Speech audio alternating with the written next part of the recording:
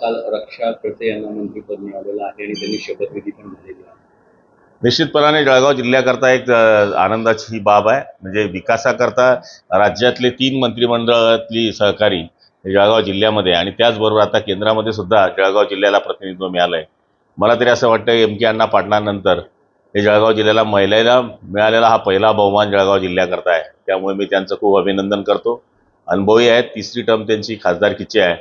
त्याच्यामुळे निश्चितपणाने त्यांनी देशाकडे लक्ष द्यावं, देश करता करता राज्याकडे लक्ष द्यावं, पण जास्तीत जास्त जळगाव जिल्ह्याकडे लक्ष द्यावं अशी अपेक्षा जनतेची राहणार आहे। आणि मला खात्री आहे की ते आपल्या जळगाव जिल्ह्याकरता भरपूर काम करतील।